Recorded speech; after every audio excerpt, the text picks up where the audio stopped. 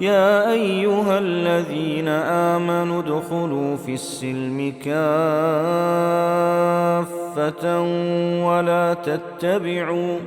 ولا تتبعوا خطوات الشيطان إنه لكم عدو مبين.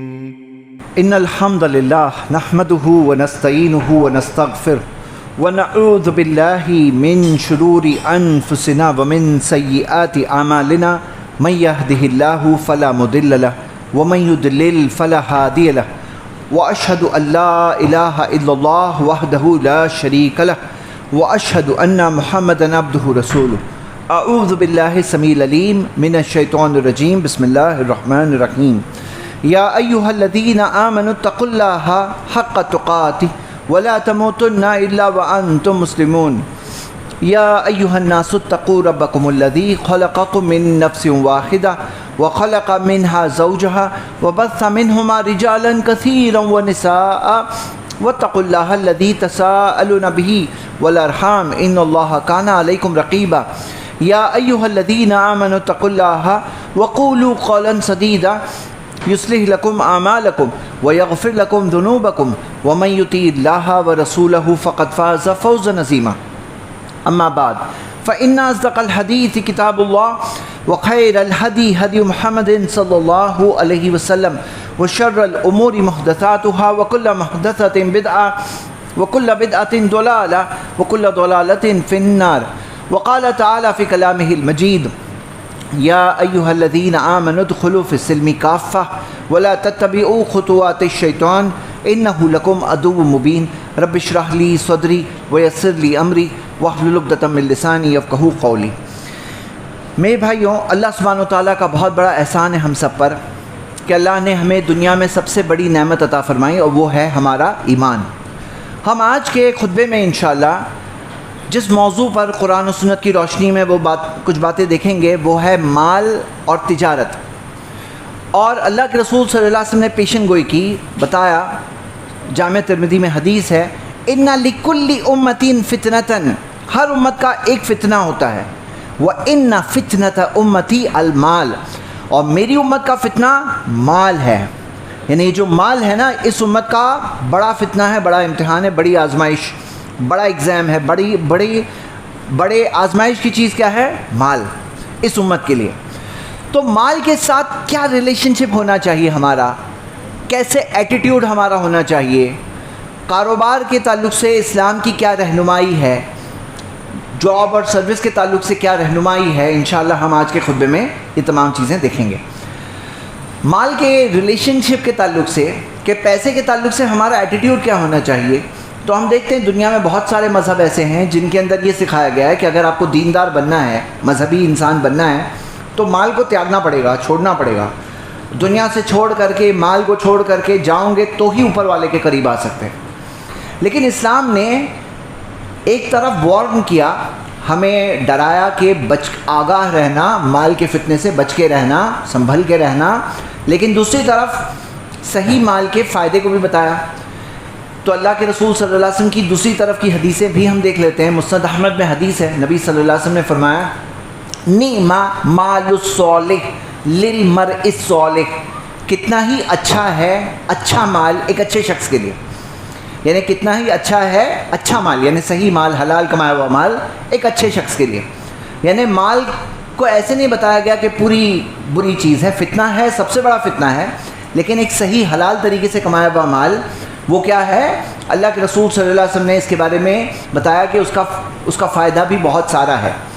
اسی طرح ایک حدیث ہے صحیح بخاری میں، ان ھذا المال خضرۃ وحلوہ، یہ مال ہرا بھرا ہے اور میٹھا ہے.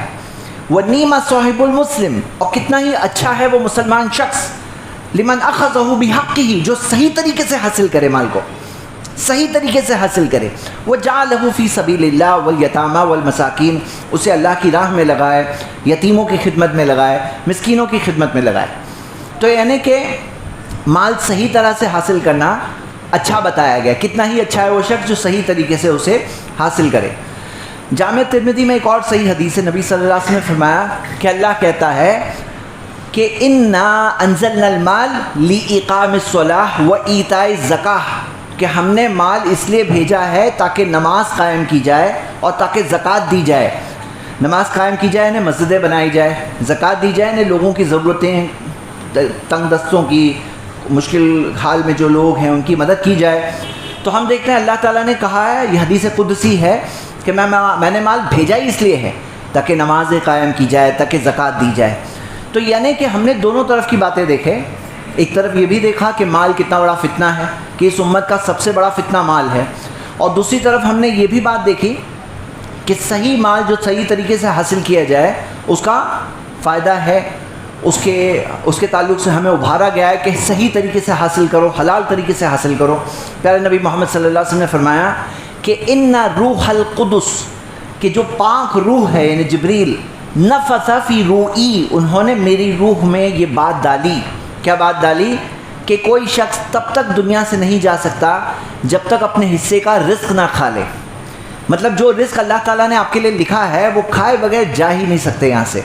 تو اللہ کے رسول صلی اللہ علیہ وسلم نے فرمایا کہ اسی وجہ سے اتقوا اللہ، اللہ سے ڈرو، فاجملوا فی الطلب، اور اچھے طریقے سے حاصل کرو. مطلب جتنا رزق لکھا ہے اتنا ملے گا ہی ملے گا، تو اچھے طریقے سے حاصل کرو. جب رزق جتنا ملنا ہے اتنا ہی ملنا ہے، صحیح طریقے سے حاصل کرو. اب آدمی سوچتا ہے نہیں میں چوری کروں گا، فراڈ کروں گا، چیٹنگ کروں گا تو زیادہ مل جائے گا، اور کبھی سوچتا ہے زیادہ مل جائے گا اور آنکھیں دیکھ کر بتا رہی ہے کہ ہاں دیکھو سامنے زیادہ ہی مل رہا ہے، چیٹنگ کر کے زیادہ مل جائے گا. لیکن ہو سکتا ہے اسے مل بھی جائے، ہاتھ میں آ جائے، لیکن کیا وہ اس کا رزق ہے؟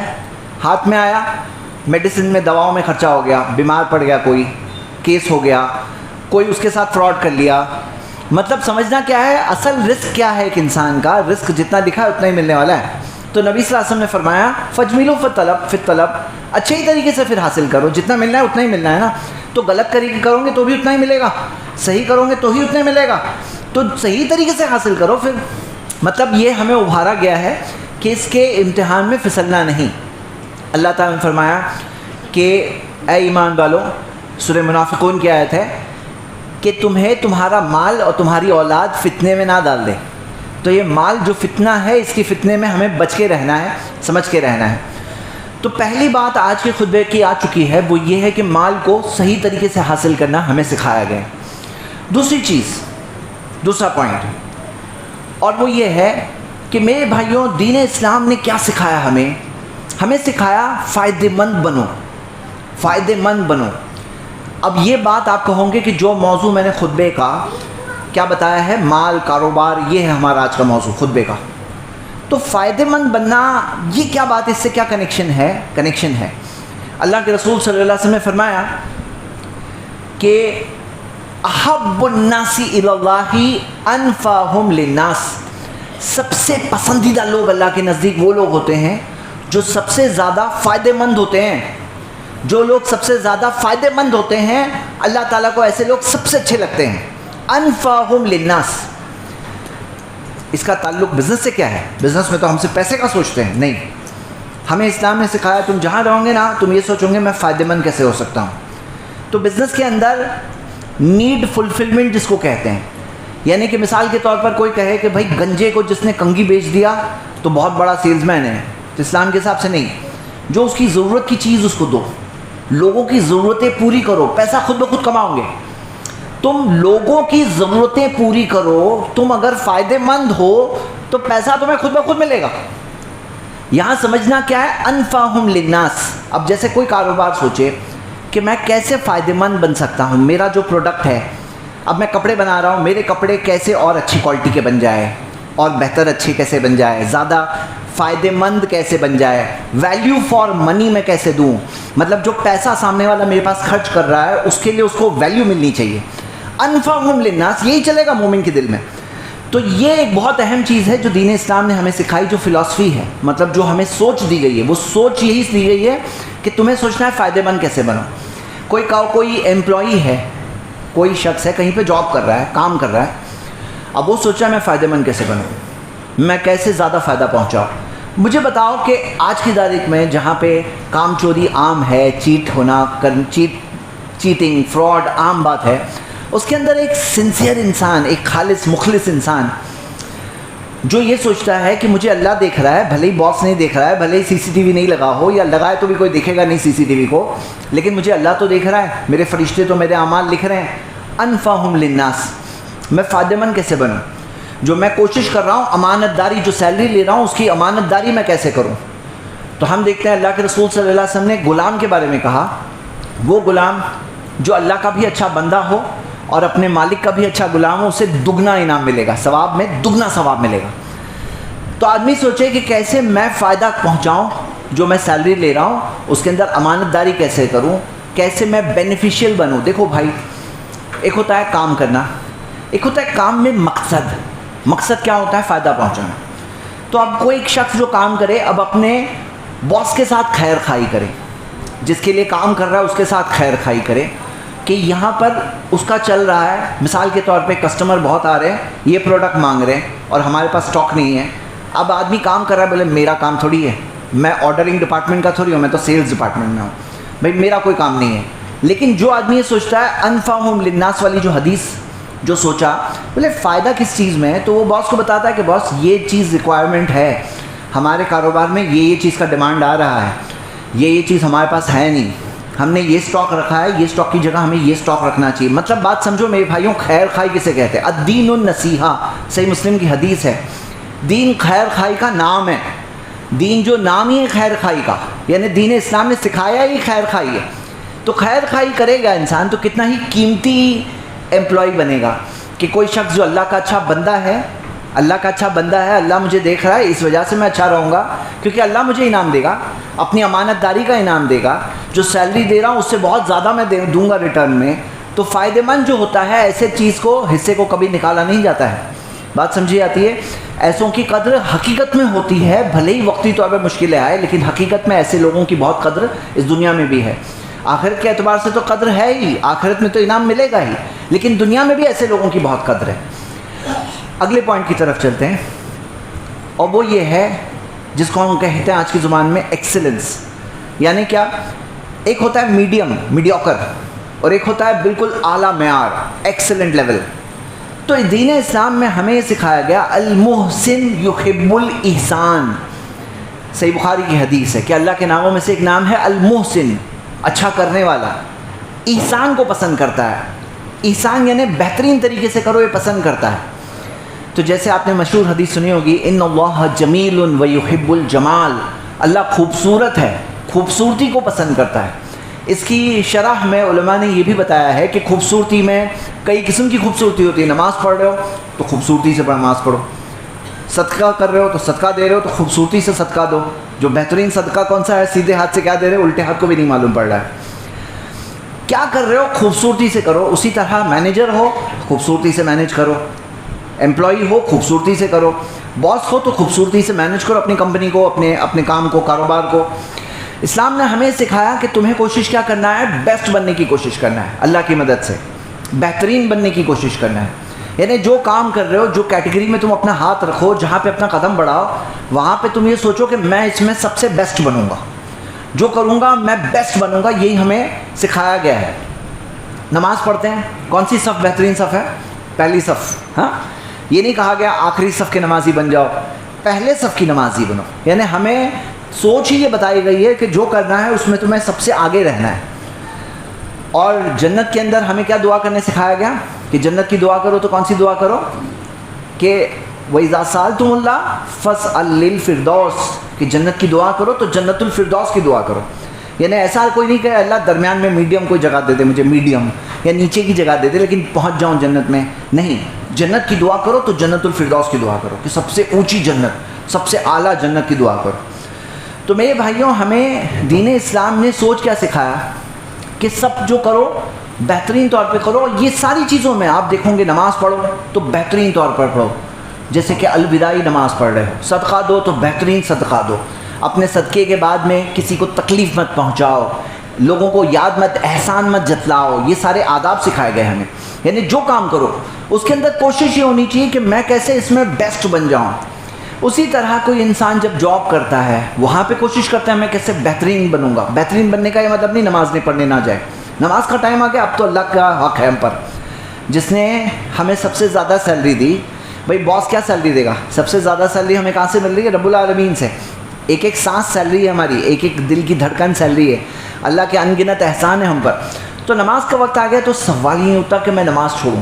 نماز کا وقت آ گیا، نماز تو پڑھنا ہی ہے، اس میں کوئی سوال ہی نہیں ہوتا کہ میں نماز نہ پڑھوں، کیونکہ مومن نماز نہیں پڑھے ہو ہی نہیں سکتا. لیکن نماز پڑھنے کے بعد میں اب تم دیکھ لو کہ ایک مومن جب آ گیا نا کام پر، تو اب مومن کیا سوچے گا؟ کیسے میں بیسٹ طریقے سے کروں، جو کر رہا ہوں بہترین کیسے کروں. اللہ کی مدد مانگوں. میں اکیلا نہیں ہوں. میں کہیں بھی کسی بھی چیز میں اکیلا نہیں ہوتا ہوں. کام کرتا ہوں تو بھی اکیلا نہیں ہوتا ہوں. اللہ کی مدد ہوتی ہے میرے ساتھ، کیونکہ میں اللہ کے لیے کرتا ہوں. جینا مرنا میرا اللہ کے لیے ہے. انا جو پڑھے نا قربانی کے ٹائم پہ کیا دعا پڑھے تھے؟ قل انا صلاتی، کہو بے شک میری نماز، وہ نسکی میری قربانی، وہ محیایا میری زندگی، وہ مماتی وہ میری موت، للہ رب العالمین، سب اللہ ہی کے لیے جو سارے جہانوں کا رب ہے. میرا جینا مرنا اللہ کے لیے. اللہ کی تو مدد میرے ساتھ میں مانگتا ہوں، ہر قدم بقدم مانگتا ہوں، ہر لمحہ اللہ کی مدد مانگتا ہوں. جینا مرنا اللہ کے لیے. کام بھی کرتا ہوں، حلال روزی کماتا ہوں تاکہ میں اپنی جائز ضرورتوں کو پوری کروں. وہ بھی ایک بہت بڑی جد و جہد ہے. نبی صلی اللہ علیہ وسلم نے فرمایا کفا بالمرء اثما ان یضیع من یقوت، ایک شخص کے گنہگار ہونے کے لیے اتنا ہی کافی ہے کہ جن کی کھلانے کی ذمہ داری اس پر تھی وہ ان کو ضائع کر دے. یعنی گھر کی جن کی ذمہ داری تھی تم پر کہ بیوی بچے کا خرچہ تمہیں سنبھالنا ہے، تم ان کو ضائع کرتے ہو. ایک شخص کے گنہگار ہونے کے لیے یہی چیز کافی ہے. یعنی وہ شخص گنہگار بس ایک یہ وجہ سے ہی بہت بڑا گنہگار ہو گیا کہ جنہیں کھلانے کی ذمہ داری اس پر تھی وہ انہیں کھلاتا نہیں ہے. تو ہمیں یہ سکھایا گیا کہ کام کرنے جب نکلتے ہو نا تو وہ کام کی کوشش بھی ہے نا، یہ بھی ایک حلال رزق کی کوشش ایک بہت بڑی اللہ کے لیے کرو. نیت ہو کہ اللہ تعالیٰ کے لیے کر رہا ہوں تاکہ میں اپنی ذمہ داریاں پوری کروں، تو یہ بھی عبادت کے ضمن میں آ سکتی ہے. آگے ہم کیا دیکھتے ہیں میرے بھائیوں؟ ہم نے ابھی تک کیا کیا دیکھا؟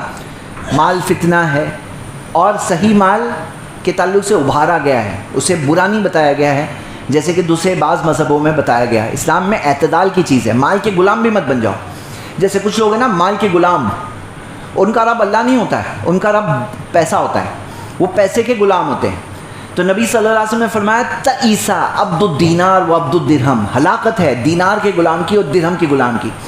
تو دینار اور درہم اور روپیے کا غلام بھی نہیں بننا ہے کہ اس کو مائی باپ بنا دیے کہ پیسہ جہاں ڈال دو وہاں پہ میں. ویسا نہیں، ہم بکتے نہیں ہیں. تو ہم پیسے کے لیے جینا مرنا، پیسہ سب کچھ، یہ بھی ایک غلط بات ہے. دوسری طرف پیسے کی کوئی ضرورت نہیں، پیسہ کچھ ہو نہیں، میں پیسے کی طرف دیکھتا بھی نہیں، پیسہ تیاگ دو چھوڑ دو تو اللہ کے قریب آؤں گے، یہ بھی نہیں سکھایا گیا. بلکہ ہمارے پاس درمیانی راستہ ہے جو اعتدال کا راستہ. تو ہم نے یہ پہلے پوائنٹ میں دیکھا. دوسرے پوائنٹ میں ہم نے کیا دیکھا کہ ہماری فلسفی کیا ہے، ہماری سوچ کیا ہے؟ انفعہم للناس، کہ ہم سب سے زیادہ فائدہ مند بنیں، نیڈ فلفلمنٹ. تیسری چیز، جو کام کرنا ہے ایکسلنٹ طریقے سے کرنا ہے، بہترین طریقے سے کرنا ہے، جو بھی لیول پہ کر رہے ہیں. ایک انسان سوچے کیسے میں بہتر سے بہتر کر سکوں. میں اس پوائنٹ میں، تیسرے پوائنٹ میں کچھ اور اضافہ کرنا چاہتا ہوں. جیسے مثال کے طور پر آپ کے سامنے مثال ہے عبد الرحمن بن عوف رضی اللہ عنہ کی، کہ جب وہ مدینہ ہجرت کر کے گئے، اب پورا مکہ میں اپنی پوری پراپرٹی بزنس سب چھوڑ کے آئے تھے، یہاں پہ خالی ہاتھ آئے تھے. اور اللہ کے رسول صلی اللہ علیہ وسلم نے مقرر کیا کہ انصار میں سے ایک بھائی ہے تمہارا، اور وہ بھائی اس کی پراپرٹی میں تم آدھے شریک ہو گئے. تو عبد الرحمن بن عوف کے بھی بھائی مقرر ہوئے تھے، لیکن انہوں نے کہا کہ مجھے بتاؤ بازار کہاں ہے، بازار کہاں ہے. بازار میں گئے، اللہ کے احسان سے انہوں نے کمایا. جب ان کا انتقال ہوا تو کتنے بڑے مالدار، یعنی آج کے زمانے کے جو انڈسٹریلسٹ جو لیول کے ہوتے ہیں وہ لیول کا مال تھا ان کا، عبد الرحمن بن عوف رضی اللہ عنہ کا. تو ہمیں کیا سکھایا گیا کہ جیسے بڑے بڑے صحابہ، ابو بکر رضی اللہ عنہ تاجر تھے، عثمان رضی اللہ عنہ تاجر تھے، عمر رضی اللہ عنہ تاجر تھے. تو ان کی تجارت کی مثالیں ہمارے سامنے کہ جس کے اندر تجارت بھی کیا، انہوں نے حلال پیسے بھی کمائے، اسے اللہ کی راہ میں خرچ بھی کیے. تو میرے بھائیو یہاں پہ بات کیا ہے، کچھ ایسی چیزیں ہوتی ہے، ہمارا اگلا پوائنٹ یہی ہے، جو سسٹمز میں شمار ہوتی ہے. سسٹم مطلب کیا؟ مثال کے طور پر ایک دکاندار ہے، اس نے کام شروع کیا. آپ نے بچپن میں دیکھا ہوگا کہ یہ چاکلیٹ بیچتے تھے بچپن میں. اب 20 سال گزر گئے، 20 سال بعد جا کے آپ دیکھ رہے ہو تو ابھی بھی وہ چاکلیٹ بیچ رہے ہیں. اچھی بات ہے، محنت کی کمائی. یاد رکھیے دو کمائی جو سب سے اچھی ہے، ایک ہے محنت کی کمائی اور ایک ہے بیع المبرور، ایسی تجارت جو صحیح حلال تجارت ہے. یہ سب سے اچھی کمائی ہوتی ہے. محنت کر رہے ہیں، اب 20 سال بعد بھی وہ چاچا وہیں پر ہے اور ابھی ہو سکتا ہے ان کا اگلا بچہ بھی ان کے ساتھ کھڑا ہے. لیکن ہم کیا دیکھتے ہیں کہ کچھ سسٹمز پہ نبی صلی اللہ علیہ وسلم نے بہت اہمیت دی. میں مثال دیتا ہوں. اللہ کے رسول صلی اللہ علیہ وسلم نے ٹیچرز مقرر کیے کہ یہ ٹیچر ہے. اللہ کے رسول صلی اللہ علیہ وسلم نے ٹیچرز بنائے, گورنرز بنائے, قاضی بنائے, کمانڈرز طے کیے, امبیسڈرز طے کیے. نبی صلی اللہ علیہ وسلم نے پورے کے پورے سسٹم بنائے, سسٹم سے کام کیا. کبھی آپ نے یہ سوچا ہے نبی صلی اللہ علیہ وسلم کون تھے؟ اللہ کے پیغمبر رسول تھے اور ہیڈ آف دا اسٹیٹ بھی تھے, پورے اسلامک جو حکومت تھی اس کے ہیڈ بھی تھے. لیکن نبی صلی اللہ علیہ وسلم کے پاس اتنا ٹائم تھا کہ پاؤں سوج جانے تک رات میں نماز پڑھ رہے ہیں. اتنا ٹائم تھا کہ کوئی آ کے ملے تو ملنے کے لیے بیٹھ کے بات کرنے کا ٹائم تھا, مریض کی عیادت کا ٹائم تھا, جنازے میں جانے کا ٹائم تھا, بیویوں کے ساتھ وقت گزارنے کا وقت تھا. کیسے تھا ٹائم اتنا؟ سوچا ہے کبھی آپ نے؟ نبی صلی اللہ علیہ وسلم خود سوچ سکتے تھے کہ نہیں سب کام میں ہی کروں گا, ٹیچر بھی میں اکیلا, قاضی بھی میں اکیلا, گورنر بھی میں ہی, سب جگہ میں ہی کروں گا, سب میں ہی کروں گا. اللہ کے رسول صلی اللہ علیہ وسلم نے ایسے نہیں کیا. سسٹم بنایا, سسٹم میں لوگوں کو متعین کیا, لوگوں کو ذمہ داریاں دی. اور یہ سسٹمز کا فائدہ خلفائے راشدین کے دور میں بھی ہوا, امت کو بعد میں بھی ہوا. سسٹم میرے بھائیوں, یہ سسٹم صرف وہیں تھوڑی ہے, ہمارے کام میں بھی ہو سکتا ہے, آپ کے کاروبار میں بھی ہو سکتا ہے کہ ایک شخص ہے وہ کاروبار خود اس نے کر لیا, اس کو کمانے کی ٹیکنیک معلوم پڑ گئی, اب وہ سسٹم بناتا ہے, سسٹم سے اس کام کو گرو کرتا ہے, اس کام کو آگے بڑھاتا ہے کہ آپ کا وقت بھی فارغ ہو تاکہ آپ بزنس کی اور چیزیں آئیڈیا سوچ سکو اور نئی چیزیں آگے بڑھا سکو. وہ سسٹمز ہمیں ملتے ہیں. قرآن کی سب سے لمبی آیت کون سی ہے بتاؤ؟ سب سے لمبی آیت سورہ بقرہ کی آیت نمبر 282 ہے. کس چیز کے تعلق سے؟ آیت الدین اس کا نام ہے. آیت الدین یعنی قرض کے تعلق سے آیت. اس آیت میں کیا بتایا گیا ہے؟ قرآن کی سب سے لمبی آیت میں, اس آیت میں قرضہ جب دو یا لو تو لکھ لو, اس کے 2 گواہ بنا لو. یاد رکھ سکتے تھے, کوئی بولے نہیں یاد رکھیں گے ہم, لیکن نہیں, کہا گیا نہیں لکھو. یعنی سسٹم ہے یہ سسٹم ہے کہ قرض دو تو قرض کو لکھ لیا کرو, اس کے لیے 2 گواہ بنا لیا کرو. تو ہمیں کیا ابھارا گیا ہے؟ ڈاکیومنٹیشن, اور اس طرح سے لکھ لینا, یہ چیز کے اندر ہمیں ابھارا گیا ہے. تو میرے بھائیوں, سوچنے کی بات کیا ہے؟ ایک سوچ ہوتی ہے. کیا سوچ ہے؟ کہ کام کے مجھے آئیڈیا اللہ نے دیا, اب میں اس چیز کو اس سے 100 گنا آگے کیسے بڑھا سکتا ہوں, کیسے اس کو اور آگے بڑھا سکتا ہوں. وہ ایک سوچ ہوتی ہے. وہ سوچ آپ کو ملے گی کئی صحابہ میں, اب وہ سوچ آپ کو ملے گی کئی ساری جو سسٹمز والی تعلیم جو نبی صلی اللہ علیہ وسلم نے خود عمل کیا. اللہ کے رسول صلی اللہ علیہ وسلم کے اس عملی نمونے میں ہمیں چیزیں, مثالیں ملتی جس سے ہم سیکھ سکتے ہیں. ہم آگے بڑھتے ہیں. کاروبار کے اندر اور جاب کے اندر ایک چیز اور ہے, لیڈرشپ. اللہ کے رسول صلی اللہ علیہ وسلم نے فرمایا کلکم راعن وکلکم مسئول عن رعیتہ, تم سب کے سب ذمہ دار ہو اور سب کے سب کو اپنے ماتحتوں کے بارے میں پوچھا جائے گا. بھئی کیا چیز سے ایک لیڈر بنتا ہے معلوم ہے؟ اس حدیث کے اوپر غور کرو. یہ حدیث کے اندر جو تعلیم دی گئی ہے, صحیح بخاری کی مشہور حدیث ہے, یہ حدیث کے اندر جو تعلیم ہے اس سے ایک انسان لیڈر بنتا ہے. کیا لیڈر بنتا ہے؟ کلکم مسئول عن رعیتہ, سب کے سب کو اپنے ماتحتوں کے بارے میں پوچھا جائے گا. بات سمجھیے میرے بھائی. مثال کے طور پر آپ کو ٹیم لیڈر بنایا گیا, آپ کے انڈر میں 3 سٹاف رکھے گئے.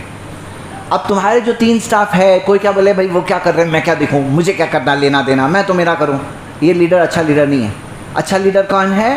جو سمجھتا ہے میرے انڈر میں جو ہے اس کا میں ذمہ دار جب ہوں تو میں اس کام کو نبھاؤں, اس امانت کو نبھاؤں, اس سے کام صحیح کرانا, ان سے کام صحیح لینا, تاکہ وہ بھی صحیح ٹریک پہ رہے, تاکہ وہ بھی وہاں بھٹکے اور ٹائم ضائع نہ کرے, وقت ضائع نہ کرے, پیسہ ضائع نہ کرے. تو ذمہ دار وہ ہوتا ہے, صحیح ہے. لیکن جو اس حدیث کو سمجھ لے, اس پہ عمل کرے, وہ انسان نارمل انسان نہیں رہے گا, اب لیڈر انسان ہوگا. وہ لیڈر ہو جائے گا کیونکہ ذمہ دار ہے. اور ذمہ دار لوگوں کی کمی ہے. کن کی کمی ہے؟ ذمہ دار لوگوں کی, جو ذمہ داری کو سمجھتے ہیں. یہاں پہ سب سے بڑی ذمہ داری کس بات سے پیدا ہو رہی ہے معلوم ہے؟ سب سے بڑی ذمہ داری ان الفاظ سے پیدا ہو رہی ہے, کلکم مسئول عن رعیتہ, تم سب کے سب کو ماتحتوں کے بارے میں پوچھا جائے گا. کبھی سوچا ہے آپ نے کہ آپ کے انڈر میں کون کون ہے؟ سپوز کرو ایک بیوی ہے جس کے انڈر میں شوہر کا گھر ہے, ایک شوہر ہے جس کے انڈر میں کوئی نہیں ہے تو اس کی بیوی بچے تو ہے ہی اس کے انڈر میں. ہو سکتا ہے وہ کام ہے, کاروبار ہے, ہو سکتا ہے ایریا کا لیڈر, کارپوریٹر ہے, جو بھی ہے, ماتحتوں کے بارے میں پوچھا جائے گا. پوچھا جائے گا. کب پوچھا جائے گا؟ قیامت کے دن. قیامت کے دن ایک ایک چیز کا جواب دینا ہے. تو کوئی کہے اچھا مجھے یہ میرے جونیئر کا جواب مجھے دینے کا, ہاں پوچھا جائے گا. تمہیں ذمہ دار بنایا گیا تھا, تم نے کیا کیے؟ نہیں لینا چاہیے تھا ذمہ داری. اگر ایسا ہے ذمہ دار جب لے رہے ہو، ذمہ داری لے رہے ہو، اس کا پرٹیکولر انکریمنٹ ہوتا ہے، اس کا پرٹیکولر پیکیج ہوتا ہے، تو پھر تمہیں پوچھا بھی جائے گا اس کے بارے میں. کوئی کارپوریٹر ہے اس کو اپنے وارڈ کے بارے میں پوچھا جائے گا، کوئی ایم پی ہے اس کو اپنے پورے زون کے بارے میں پوچھا جائے گا، کوئی کنٹری کا اگر رولر ہے اس کو اپنی پوری کنٹری کے بارے میں پوچھا جائے گا. یہاں پہ کیا ہے، کلکم مسئول عن رعیتہ، الفاظ بہت عام ہیں، ہر ایک کو تم میں سے پوچھا جائے گا اپنے ماتحتوں کے بارے میں. کوئی نہیں تو بیوی بچے تو ہے. تو اس سے کیا بات پیدا ہو رہی ہے، لیڈرشپ والی چیز پیدا ہو رہی ہے. آگے ہم کیا دیکھ رہے ہیں، اور یہ لیڈرشپ بہت ضروری ہے کوئی بھی کام کو آگے بڑھانے میں. کوئی بھی کام کو آگے بڑھانے میں اگر آپ کے پاس اچھا ذمہ دار مینیجر ہے، اچھے لوگ ہیں، اچھی ٹیم ہے آپ کے پاس، تو پھر آپ وہ کام کو کئیوں گنا آگے بڑھا سکتے ہیں. آگے ہم کیا دیکھ رہے ہیں، آگے ہم یہ دیکھ رہے ہیں اگلی چیز کہ کس طرح سے ہم خاص فوکس کریں کہ کسٹمر جو ہے، جو آخر میں جو کسٹمر ہے جو اس پروڈکٹ کو خرید رہا ہے، اس کا کیا فیڈ بیک ہے، اس کو کیا پریشانی آ رہی ہے، اس کی کون سی پریشانی حل ہو رہی ہے. میرے بھائیوں آپ کو پتہ ہے دنیا کے اندر ماڈرن سائنس، جو آج کا ماڈرن سائنس ہے، یہ سائنس کی شروعات کب ہے، رینیسانس پیریڈ میں، تقریباً 16 سے 18ویں صدی میں. یہ پیریڈ میں سائنس کی شروعات ہے. جو ماڈرن سائنس آج پڑھایا جاتا ہے اس کی فاؤنڈیشنز اس دور میں رکھی گئی. لیکن اس سے بہت پہلے سے جو مسلمان سائنٹسٹ تھے اور ان کی خدمات ڈاکیومنٹڈ ہے، بہت کچھ آج بھی مل جائے گی، بھلے ہی بہت زیادہ پاپولر نہیں کی جاتی ہے، لیکن آج بھی مسلمان سائنٹسٹ کی آپ کو ڈسکوریز ملے گی، بہت ساری بڑی بڑی ڈسکوریز، اور یہ ریٹن ہے، موجود ہے. جیسے مثال کے طور پہ ایچ جی ویلز اپنی کتاب a brief history of time, اس کے اندر وہ لکھتے ہیں، H G Wells outline of history, اس کتاب کے اندر وہ لکھتے ہیں، بتاتے ہیں کہ مسلم ورلڈ کے اندر مسلم ڈاکٹرز اس زمانے میں ایسی سرجری کیا کرتے تھے، اس طرح کے میتھڈز استعمال کیا کرتے تھے جو ماڈرن سائنس نے بہت بعد میں جا کے ڈسکور کیا. کئی سارے ہسٹورینز ہیں، وہ لوگ بتاتے ہیں کہ جو زمانے کے اندر یوروپ کے اندر بادشاہوں کو لکھنا پڑھنا، بادشاہوں کی بات کریں، پرنسس کی بات کریں، ان کو لکھنا پڑھنا نہیں آتا تھا، وہ زمانے میں مسلمان ورلڈ کے اندر آپ دیکھوں گے مسلم ورلڈ کے اندر لائبریریز ہوتی تھی، وہاں پہ عام رستہ چلتے آدمی کو لکھنا پڑھنا آتا تھا، لائبریریز ہوتی تھی، لوگ ڈسکشنز کرتے تھے، اپنے علمی ڈسکشنز کرتے تھے. مطلب ہم کیا دیکھتے ہیں میرے بھائیوں، اسلام نے کیا سکھایا کہ فائدہ مند جو ہے وہ سب سے زیادہ محبوب ہے اللہ کے نزدیک. حدیث سن چکے ہیں ہم لوگ کہ حب الناس الی اللہ انفعهم للناس. اس سے کیا چیز پیدا ہوتی ہے، اس میں یہ چیز پیدا ہوتی ہے ڈسکوری، کہ دیکھو کوئی ایسی چیز بناؤ جو میرے لیے صدقہ جاریہ ہو جائے. پتہ ہے نا آپ کو صدقہ جاریہ کا سسٹم، کہ جیسے میں مر جاؤں گا، قبر میں پہنچ جاؤں گا، لیکن میں نے اگر کوئی ایسی نیکی کی جو میرے بعد بھی جاری ہے، تو ایسا نہیں ہونے والا ہے کہ میں مر گیا میرا ثواب رک گیا. میرے مرنے کے بعد بھی اگر میں نے کوئی ایسی نیکی کی جو میرے بعد بھی جاری ہے تو اس کا ثواب بھی مجھے ملتا رہے گا. برابر میرے بھائیوں، اسی چیز سے کئی ساری باتیں پیدا ہوتی ہیں. ایک بات تو ہم نے دیکھا، سائنس کی ڈسکوریز کا معاملہ یہاں پیدا ہوتا ہے کہ ہم کیسی ڈسکوریز کر سکتے ہیں، کیسی چیزیں لا سکتے ہیں. کئی چیزیں آج بھی دنیا میں بہت سی چیزیں ہیں جو دنیا کے لوگ کئی چیزوں میں پریشان ہیں. کیا کوئی سلیوشن نکال سکتے ہو؟ بھائی سلیوشن یاد رکھیے کئی بار جو ہوتے ہیں اس کے نکالنے والے بزنسز ہوتے ہیں. کیوں؟ کیونکہ کوئی ڈسکوری ہو رہی ہے، اس کے پیچھے کوئی فنانسر چاہیے، اس کے پیچھے کوئی فنڈ کرنے والا چاہیے، کوئی ایک سسٹم ہوتا ہے. اب جیسے ایک چھوٹی سی مثال دے رہا ہوں، کیا ہم لوگ سب پریشان نہیں ہوتے تھے کہ بھائی آٹو بک کرنا ہے، ڈھونڈ رہے کو آٹو نہیں مل رہی ہے، یا ڈرائیورز مل رہے ہیں تو کتنے بھی پیسے مانگ رہے ہیں، کوئی آپ کو پونا جانا ہے کتنا بھی پیسے مانگ رہا ہے. ابھی ہر چیز سسٹم میں آ گئی نا. جب ہم دیکھتے ہیں کہ اولا اوبر وغیرہ کے ایک سسٹم میں آ گئی، وہ سسٹم کے اندر ضرورت پوری ہوئی کہ نہیں ہوئی، ہماری نیڈ پوری ہوئی نہیں ہوئی. تو ایسے ہی سوچنا ہے کیسے ہم کوئی ایسی چیز بنائیں جس سے لوگوں کو فائدہ ہو. کمانے کا آپ خود بخود کماؤ گے، لیکن فائدہ پہنچانے والی چیز انسان جب سوچتا ہے اس سے فائدہ ہے کہ فضول کی چیز ہے. تو یہ کئی ساری جو ہم دیکھ رہے ہیں کہ وہ سائنٹسٹ نے جو ڈسکوری کیے کہ قرآن کی جو آیتیں افلا تتفکرون، کیا تم غور نہیں کرو گے، علم ترا، کیا تم پہاڑوں کی طرف نہیں دیکھو گے، اونٹ کی طرف نہیں دیکھو گے. ابھی سورہ غاشیہ میں اب سننے والے آیتیں، ہاں تو کیا تم یہ سب نہیں دیکھو گے؟ قرآن کے اندر آیتیں ہیں جب انسان وہ سب دیکھے گا، غور کرے گا. افلا تعقلون، عقل نہیں استعمال کرو گے، قرآن میں 24 جگہوں پہ ہے، کیا عقل نہیں استعمال کرو گے؟ افلا تبصرون، دیکھو گے نہیں، ہاں علم ترا، کیا یہ نہیں دیکھتے؟ تو اسلام میں ابھارا گیا. اب جب دیکھے خود بخود ڈسکوریز ہوئی، جب غور کر رہے ہیں، سوچ رہے ہیں، دیکھ رہے ہیں چیزوں پر، خود بخود نئی نئی چیزیں، ایجادات دنیا میں آئی، وجود میں آئی. کیسے وجود میں آئی؟ مسلمانوں نے ان چیزوں کو وجود میں لائے. کیوں؟ ارے بھائی مسلمان دنیا کے اندر یہ اس زمانے کے اس سے پہلے 1000 سال تک سب سے بڑے سپر پاور دنیا کے مسلمان ہوا کرتے تھے. تو کیا ایسے ہی تھے؟ کچھ سائنٹیفک ڈسکوری نہیں تھے، سب پچھڑے ہوئے لوگ تھے لیکن پھر بھی سپر پاور تھے. تو ظاہر سی بات ہے اتنے بڑے جب سپر پاور تھے دنیا کی سب سے بڑی ایجادات اور ڈسکوریز مسلمانوں میں ملتی تھی. سب سے آگے ہوا کرتے تھے دنیا کے اندر اس پورے میدان میں. یہ تھی یہ چیز اسٹیپس ہوتی ہے. اللہ کی مدد سب سے بڑی چیز ہے، لیکن دنیا میں ذریعہ ہوتی. تو یہ ذریعوں میں شامل ہے. آخر میں میرے بھائیوں میں آخری بات یہ کہوں گا، اور وہ یہ ہے کہ دین اسلام نے ہمیں سکھایا اللہ پہ بھروسہ کرو. مطلب کیا؟ تم ٹینشن مت لو بھائی، تمہارا ٹینشن تم اللہ تعالیٰ پہ ڈال دو. یہ دل کی عبادت ہے. ان اللہ یحب المتوکلین، اللہ توکل کرنے والوں سے تو محبت کرتا ہے. اللہ پہ ڈالو لیکن ذریعے اختیار کرو. مطلب اللہ کے رسول صلی اللہ علیہ وسلم نے فرمایا عاقلھا وتوکل، اونٹ کو باندھو اور بھروسہ اللہ پر کرو. مطلب اونٹ کو تو باندھو، تم بھروسہ کس پہ کرتے ہو؟ اللہ پہ کرتے ہو، لیکن اونٹ کو باندھو. تداووا، دوا لو. فإن اللہ لم یدع داء الا وضع له شفاء، کیونکہ اللہ نے کوئی بیماری نہیں بنائی لیکن اس کے لیے شفا بھی بنایا. تو مطلب شفا دینے والا کون ہے؟ اللہ ہے. لیکن تم دوا لو گے. رزق دینے والا اللہ ہے لیکن تم کوشش کرو گے. تو آخری بات سورہ مریم کی ایک آیت میں بتانے والا ہوں، اور میرے بھائیوں میں آپ سب کو ابھاروں گا کہ یہ آیت میں جو میسج ہے نا ہمارے لیے، اس میسج پر غور کریے اور اس پر ورک کریے، کام کریے. مریم علیہ السلام چائلڈ ڈیلیوری کا ٹائم ہے. عیسیٰ علیہ السلام پیدا ہونے والے ہیں. اس سے پہلے کا وقت ہے. تکلیف میں ہے، پریشانی میں ہے. تو اللہ تعالیٰ نے رزق کے طور پر ان کے لیے تر و تازہ کھجور بھیجے. کہاں بھیجے؟ قرآن کی آیت ہے وَحُزِّی إِلَيْكِ بِجِذْعِ النَّخْلَةِ، کہ پیڑ کے تنے کو ہلاؤ اپنی طرف. جو کھجور کا جو درخت کا پیڑ تھا نا، اس کے تنے کو ہلاؤ اپنی طرف. تو ساقط علیکی رطباً جنین، آپ کے پاس تر و تازہ کھجور گر جائیں گے. تر و تازہ کھجور پیڑ پہ سے گریں گے. یہ اللہ کا بھیجا ہوا رزق ہے. لیکن امام قرطبی کہتے ہیں یہاں پہ جو مریم علیہ السلام کو پیڑ کے تنے کو ہلانے کہا گیا، رزق دینے والا اللہ ہے. وہ کہہ رہے ہیں کہ اس بات سے یہ بات ثابت ہوتی ہے کہ جب رزق گارنٹیڈ بھی ہوتا ہے، ملنا ہی ہے، تو بھی اللہ چاہتا ہے کہ تم کچھ کوشش کرو اس کے لیے. اب جیسے مثال کے طور پر کوئی آدمی ہے، بزنس کر رہا ہے، لیکن بس ہم کھول کے بیٹھے ہیں، ہم کچھ کر رہے نہیں ہیں. بھائی آگے بڑھو، تم اپنا پیڑ کا تنا ہلاؤ.